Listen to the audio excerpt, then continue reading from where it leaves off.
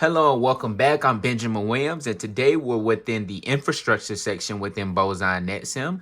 We've been inside of the infrastructure section for a while now, and today we're going to be planning and configuring multi-area OSPF. So we know that we're dealing with OSPF, so we know that we're dealing with the layer 3 of the OSI model. OSPF is an interior gateway protocol, so it will be ran inside of an organization or an autonomous system. We know that OSPF is a link state database protocol. So all of the routers within the same area are going to have the same LSDB. So let's look at the objective for this lab. It says plan, implement, and verify open shortest path first OSPF operations over LAN interfaces and frame relays using point-to-point network types. You also will verify and configure OSPF operation for multiple areas. So we're dealing with multiple areas, so each area will maintain its own LSDB. If we look at our topology that we have two routers. Well, we have three routers within the area 0 area for OSPF. This is our backbone area. And then we have area 1 and then area 2 right here. As we know, all other areas that are not area 0 needs to connect back to the backbone area. The backbone area, like I said, all of the other areas, so area 1 and area 2 in this topology have to connect back to area 0. That is the rule for OSPF. We can see that we have our ABR, our area border router right here, which is R1, and that connects area 1 back to area 0, and it also connects area 2 back to area 0, which is what we want. We have point-to-point connections, it looks like, from our BBR1 router to router 1 and BBR2 router to router 1. And then down here, we have a frame relay connection. So we know that it's basically a frame relay is a point to multi-point. So all of these routers can communicate over this circuit right here. So it's a point to multi-point. So let's go ahead and go down to our commands. We already read through all of our commands in the descriptions for this lab. So let's go ahead and continue down. We can see we have our IP addresses that Boson gives us for each of our routers right here. So that's perfect. So task 1, our initial configuration. So we're going to do our regular. We're going to keep our topology up here in the top left. We're going to do all of our readings top right. And we're going to do our configuration down here at the bottom. This should be a pretty fun lab. So let's go ahead and get into it. It says task 1, verify initial configurations. It says this task involves verifying basic connectivity on all devices.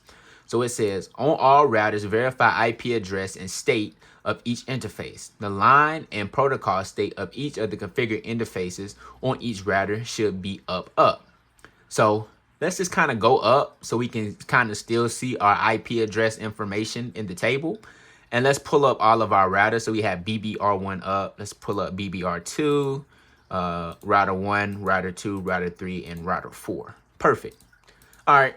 So let's start on BBR1. Let's do an enable and let's do a show IP interface brief. And we can see that our serial 00 interface, as we have right here at the top, we have the configured IP address, which is 172.30.1.1. And its status and protocol, so layer 2 and layer 1 are both in the up state, which is what we want. Let's just do a show IP interface without the brief. And we can see that we have our /30, which is what we want, which is 255.255.255.252. That is a /30 mask. So this is just the CIDR notation for the subnet mask. So that's perfect. That's what we want to see. So let's go to BBR2 to confirm its IP address information. Let's do a show IP interface brief. We can see that it has the 172.30.1.5 IP address for the serial 0 interface, and that's what we want for BBR2. So that's perfect. And it's supposed to have a /30 network mask as well. So let's confirm that. Let's do a show IP interface. And we can see that we have our /30 right here. So that's perfect. Let's move on to router 1. Let's do an enable. Let's do a show IP interface. And let's just do a show IP interface so we can just get all of the information at once. So we can see for our serial 00 interface, we have the 172.30.1.2, which is correct for our serial 00 interface, which is right. If I can highlight it, it's not, I don't want to highlight everything. Okay, it's that the 172.30.1.2, which is what we want. It's a /30, which is what we want as well. So that's perfect. Let's go down to the not fast Ethernet. Let's go down to the serial 01 interface. It has an IP address of 172.30.1.6, which is what we want right here. And it has a /30 subnet mask, which we can see right here. So that's perfect. And let's go down, and we do not have the serial 01 interface configured. I think that's what we're probably going to be doing in this lab because it's not configured on this router at the moment. So that's all good. Let's keep on going, and you can see it has a different IP address as well. The other ones have the 172.30.1.0. Well, not 172.30.1 address, and these have a 10 dot address. So they will be on two different networks. Let's go ahead and go down to router 2. Let's do an enable. Let's do a show IP interface. See what we got going on over here on router 2. We can see for our serial 00 interface, we have the 10.0.0.2/30, which is what we want for our serial 00 interface. And it has a /30, which is what we want. So let's go down and confirm our fast Ethernet 01 interface. We can see that it is in the upstate. We can see its IP address is 10.3.0.2, which is what we want right here. And it is a /24, which is what we want. It has a subnet mask of 255.255.255.0, which is a /24 in CIDR notation. So that is perfect. Let's go on to router 3. Let's do an enable. Let's do a show IP interface just to confirm everything over here. Let's do our serial 00 interface. It has the correct IP address of 10.0.0.10, a /30, which is what we want right here, 10.0.0.10, and a /30 subnet mask. Perfect. Let's go down to the fast Ethernet 01 connection, and we can see that its line protocol and status is up. It has an IP address of 10.5.0.3, and it's a /24 subnet mask, which is what we want right here. So that is all matching up. Perfect. And let's go on down to router 4. And let me adjust my camera a little bit so you guys can see a better output of the CLI. Let's do an enable. And let's do a show IP interface. And we can see right here that its line protocol is up. It has an IP address of 10.0.0.6. It has a /30 mask, which is what we want. And let's go ahead and go down. We can confirm that right here. 10.0.0.6, a /30 right there, which is confirmed. And let's go down to our fast Ethernet 01. It is in the upstate. We can see right here it has an IP address of 10.3.0.4, and that is what we want. And it has a /24 mask, which is what we want right here. So everything is matching up for our first question. So let's go ahead and go on to question number 2. It says, on router 1, verify connectivity with BBR1, BBR2, router 2, router 3, and router 4. Well, since router 1, which is right here where I have my cursor at, it is our ASBR, our area border router. So it should have connectivity to all of the different areas that we have because it's in each area. It is in area 0, it is in area 2, and it's also in area 1. So we're going to do all of our pings on this router, which is R1. So let's start out with pinging 172.30.1.1, which is BBR1 serial 00 interface. Let's do an enter over here. We can see we have 5 exclamation points, which means all of our pings were successful. We sent 5 100-byte ICMP requests, and we got 5 replies back. You can see we have 100% success rate, so that's perfect. Okay, let's go ahead and move on to BBR2's serial 00 interface. Let's do a ping to 172.30.1.2. oops, I said 13. I want 30.1.5. We can see that we have 5 exclamation points, which means that all of those pings were successful. Let's move on to router 2, which has an IP address. Let's ping 10.0.0.2. We have 5 exclamation points. All pings were successful there. Let's go ahead and move on to router 3. Let's do a ping of 10.0.0.10. Perfect. We have 5 exclamation points right there for R3.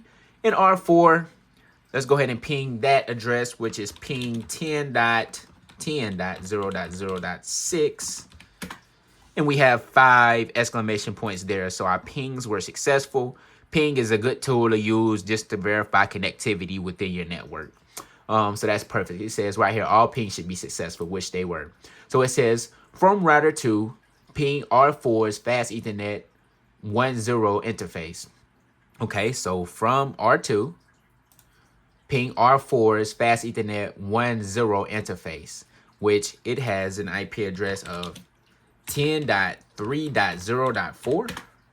And we can see that those pings worked as well. We have 5 exclamation points. So that ping was successful. Perfect. So let's go ahead and move on to task 2. It says plan multi-area OSPF. It says this task involves planning the OSPF configuration. You will use the commands you list here to implement OSPF in task 3. So it says right here, you will configure IP addresses on loopback interfaces to configure router IDs on each router in this lab. Explain why is it important to perform this step prior to starting the OSPF configuration process on any of the routers.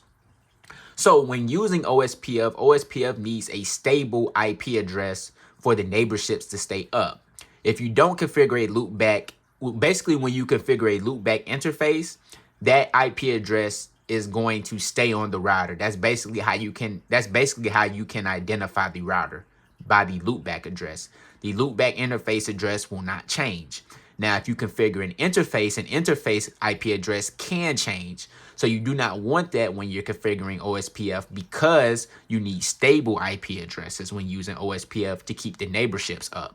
So that's the reason why you want to configure a loopback IP address on an interface, or within OSPF, you can just directly configure a router ID. So that can also be another way you can configure the router ID. You don't even have to use the loopback interface. You can just use the router ID within OSPF. So that's that on that. Let's go ahead and move on to question number 2. It says BBR1, BBR2, and router 1 should all be configured as members of the backbone. Only router 1's serial 00 and serial 01 interfaces should be members. Oops, Siri is talking to me. I don't know why. Sorry about that. Okay, let's go back. It says only router 1 serial 00 and serial 01 interfaces should be members of the backbone. Your configuration should be specific enough so that as additional networks are added to the router, those networks are not automatically advertised. The IP address table for each router should be populated with the specific IP subnets in your network. Using the IP addresses table, list the specific networks and masks that should be configured so that only those specific interfaces run OSPF. So it gives us BBR1, BBR2, and BBR3. So I'm going to pull up my iPad so we can write out this configuration as we go. I'm going to keep that right there. And let's get our pencil out, and let's start out with keep my iPad. Let's try to put this right here. Okay, we're going to start out with BB router 1.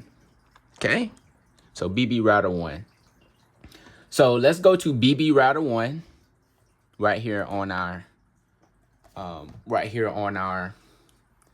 CLI, and we can just see from my output that we know that the serial 00 interface is going to be within area 0, and it has a /30 net mask.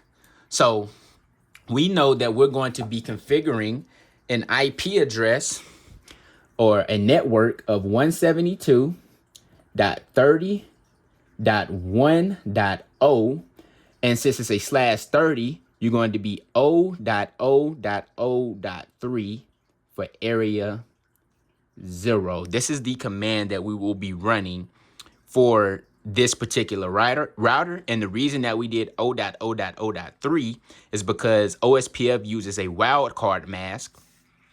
So basically you take the subnet mask, which is 255.255.255.252, and the 252 you subtract, so you do 255 minus 252, and that'll give you 3. So that's how you get the subnet mask. So that's going to be our IP address for BBR1. Let's go ahead and move on to BB router 2. Router 2. Okay. And let's go over here to our CLI. Same thing here. We can see that we have a /30, and the address is going to be 172.30.1. And let's look. So we have a /30. So with a /30, you can do, in binary, you could do 0, 0, you could do 0, 1, you could do 1, 0, or you could do 1, 1. So 1, 1 would be .0, that'd be .1, that'd be .2, that'd be .3. So .3 would be the broadcast address. So .4 will be our network. So we're going to put .4 right there. And it's going to be O.O.O.3 again. And it's going to be in area 0 as well. So we just wrote out the binary. You can basically have 4 different addresses with a /30. But of course, you have to take out the network mask, and you have to take out the broadcast address. So that leaves you with 2. Oops, that's not good. 2 possible addresses, which is .1 and .2. I'm trying to circle those, but it's not working. Let me just check them. So .1 and .2. So we know .4 will be the network portion for BBR2. So that's how we got that. And let's go ahead and move on to router 1. So router 1, it's going to have an address of, let's go up. We're going to have the serial 00 interface within area 0. So it has a /30. So it's going to be 172.30.1. Let's see what it would be. It's a .2. So it's going to use the 0, and it's going to be a 0.0.0.3 for area 0 right here. Okay. And what else? What's the other one? It says the serial 01 interface as well right there. So let's go down to serial 01, and it will have an IP address of 172.30.1.4, and it'll also have an mask of O.O.O.3 for area 0. So that is perfect right there. That is what we want to see. Okay. So I'm sorry I'm rocking the camera. I have my phone on a tripod, and I'm trying to write as I go so you guys can see my train of thought and how I think about planning out this OSPF configuration. So let's go ahead and move on to number 3 right here. So it says the following interfaces should be configured to run OSPF in area 1. So it should be router 1's serial 02.1 and serial 0.2. So on router 1, let's go. Let's just do on router 1. Let's do a show IP interface brief. Okay. So we can see right here that, okay, let me do a show IP interface again. So I'm not able to see the serial 02.1 these interfaces right here, these serial 02.1, .2, and .3. I'm not able to see those when I run this command, which is show IP interface, but I am able to see them when I run the show IP interface brief command. So by the addressing, I can tell that it's using a /30 because it's incrementing by 4. And you can only have 4 addresses when you're using or for addresses when using the /30. And of course, like I said, the first one and the last one are reserved for the broadcast and also the network. So we can write these out. Let's go ahead and let's do it right here. Let me put this right here. Let's do a line. So this is area 0, area 0. Let's do an area 1 right here. So we want router. We're starting out with router 1. Let me try to get a little bit more neater with this. Router 1. All right. It's going to use an address of 10.0.0.1. Oh, no, .0. And it's going to be a 0.0.0.3. And it should be in area 1. And it's also going to the serial 0.2 address, which is right here, is also going to be involved in area 1. So let's write that out. It's going to be a 10.0.0.4, and it's going to use an O.O.O.3 for area 1 as well. So that's perfect. So let's go ahead and move on to router 2 right here. Let's write that out. Router 2. It's going to, let's go ahead and go to our router 2 router. Okay. And right here, let's do a show IP interface brief command. Let me move this out the way a little bit. Move my cursor. Okay. Show IP interface brief. So it's going to use the, I can use a show IP interface right here to really be able to see the output real good. Okay. So I want to do the 10.0.0.0, and it's going to be an O.O.O.3 as well for area 1. We can see that right here. And we also want to do the fast Ethernet 01 interface. So let's hit enter again. Okay.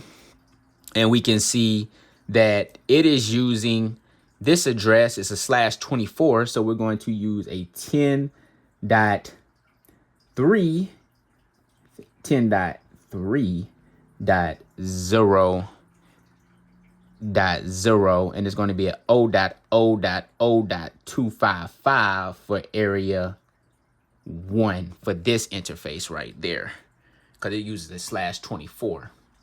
Okay, let's go ahead and move on to router 4.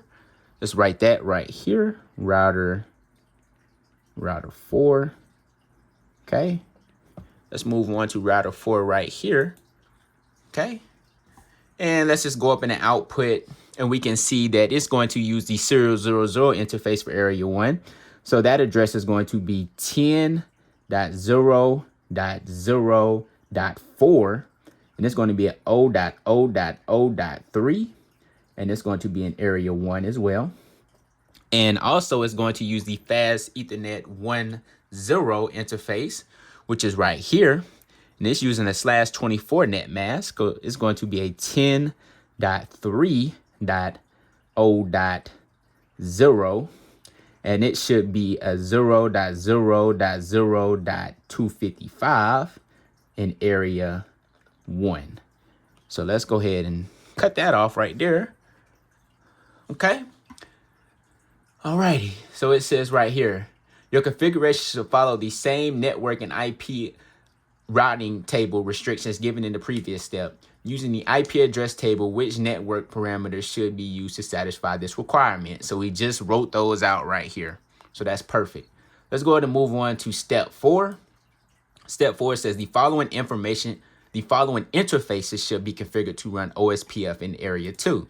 So we have router 1 right here. So let's go back over to router 1 and let's do a show IP interface brief command.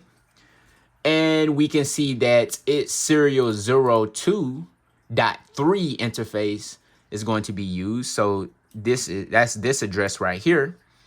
So let's go ahead and write router 1 right here again. Router 1, and this is area 2. So we know that it's going to be in the 10.0.0.8, and it's going to be in 0.0.0.3 for area 2. And let's do the same thing right here for router 3. Let's go ahead and click on router 3. And we can see that its serial 00 and fast Ethernet 01 interfaces are going to be configured. So let's do a scroll up, and we can see that its serial 00 interface is 10.0.0.10. So it is going to be, well, let's write router 3. And it's going to be 10.0.0.8. And it's going to be an 0.0.0.3 because it's a /30. And this is going to be in area 2. Okay. And let me just confirm that I didn't make a mistake here. Yeah, I did make a mistake. Okay. Just wanted to make sure. All right. Everything looks good. Okay. All right. And then we have this fast Ethernet 01 connection. It's going to be in area 2 as well. So that's going to be a 10.5.0.0. And it's going to be a /30, not a /30, a /24. So 0.0.0.255 for area 2. Okay. That's perfect. So it just says the same thing. Your configuration follow the same network and IP routing table restrictions given in step 2, which is what we did. So that's perfect. So it says right here, it says list the OSPF network commands necessary to accomplish the requirements in steps 2 through 4. You will implement these in the following tasks. So we already wrote all of those out, which is perfect. It says what command displays whether a router is an area border router. I think the IP, let me just write this out and then we can confirm it.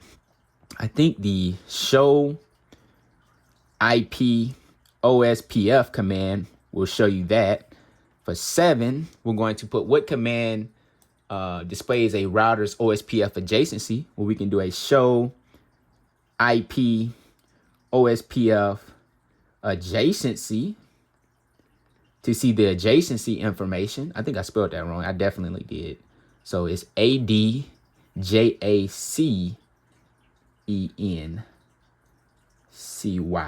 Okay. And 8, it says what command displays the link state database. Well, we can do that with a show IP OSPF database. Okay.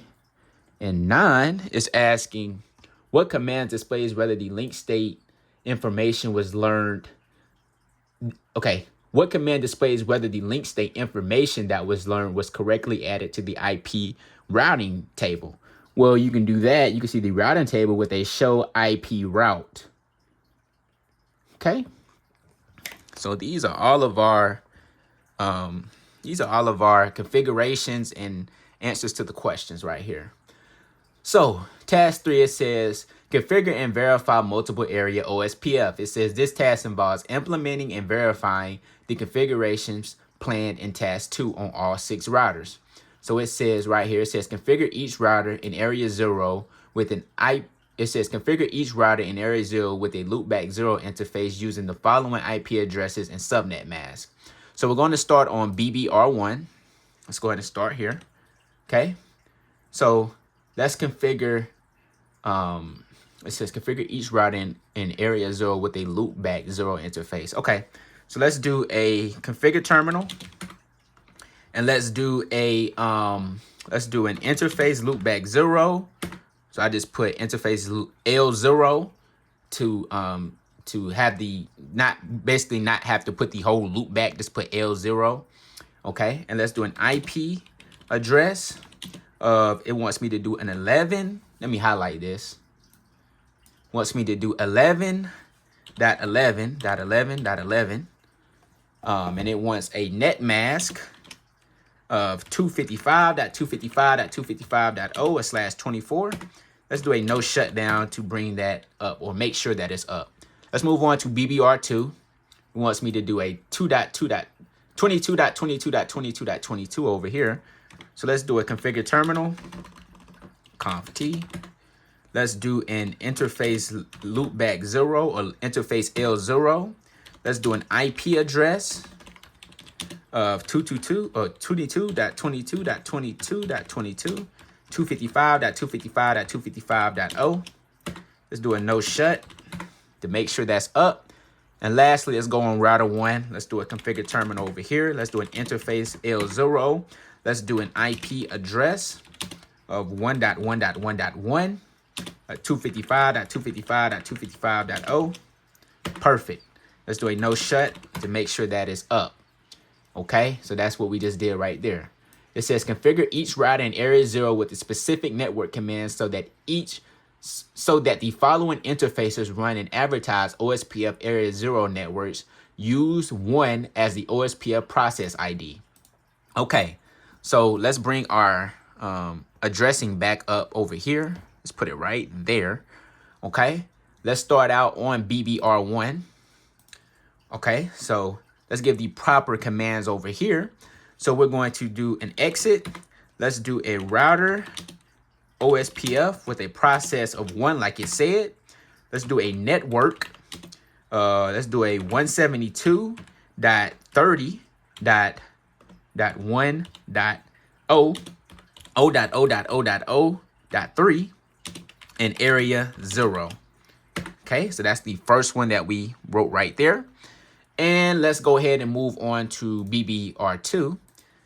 It has a interface. Okay, it's 000 interface needs to be in area 0. So let's do a router OSPF1. Let's do a network of 172.30.1.4. It should be 0.0.0.3 for area 0. Perfect. And let's move on to router 1. Figure its interface, which should be 000 and 001, as we can see right here.